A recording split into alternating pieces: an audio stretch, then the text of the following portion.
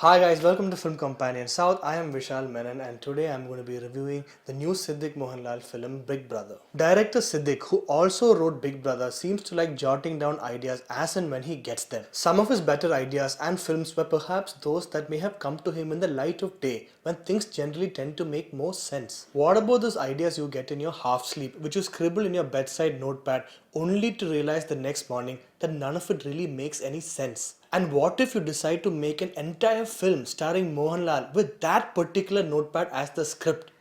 That's when you end up with a mess like Big Brother. Because a shortage of standalone ideas isn't really the problem with this film. So we get a hero who has the unique ability to see in the dark. We're then explained a concept where the police secretly use prisoners as pawns in covert operations. We also get the story of the same man who's lived so long in prison that he can no longer survive outside. And by the time a character shouts Stockholm Syndrome to explain one of the film's main subplots, you realize that director Siddique chose all of the above instead of sticking to ideas A, B, C or even D. Come to think of it, despite the success of Siddique's films, it's important to remember that most of them had at least one large chunk, usually a flashback in the second half, that always sticks out. I'm talking about the things like Lalu Alex's portions in Chronic Bachelor, the Soman flashback in Hitler, J.D. Chakravarti's god-awful cameo in Bhaskar the Rascal, the climax of Friends, or even the entire runtime of Ladies and Gentlemen. One shouldn't forget that it is always the comedy that kept these films afloat,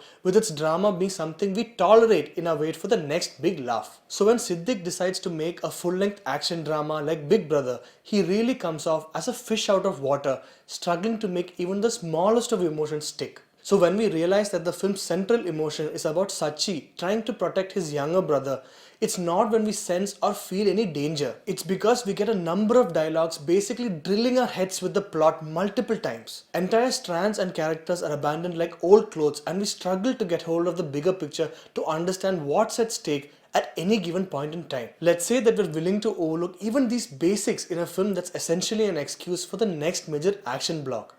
But the obvious rope work in these scenes are so clunky that they look like the dress rehearsal of a trapeze act of an extremely amateur circus troupe. And then it becomes hilarious to count the number of times a character calls on Sachi each time there's the whiff of danger, only for him to miraculously get there. This happens so often that if Big Brother were a building, it would be called Savior Complex. We also get the absolutely original idea of casting Siddique in a hammy negative role where he plays a Mangalorean business tycoon whose Kannada accented Malayalam oscillates like the latest Kaitan table fan. Suspiciously, his daughter Arya Shetty speaks Malayalam very fluently, throwing up a few uncomfortable questions. The makers don't even bother with things like dubbing, especially when it comes to Arbaz Khan's character, who might as well have been explaining what he wanted to do with Dabang 2. All the songs stick out and the jokes feel like they were dubbing stage afterthoughts, by which point one realizes that the only technique to suspend any more disbelief is by fainting.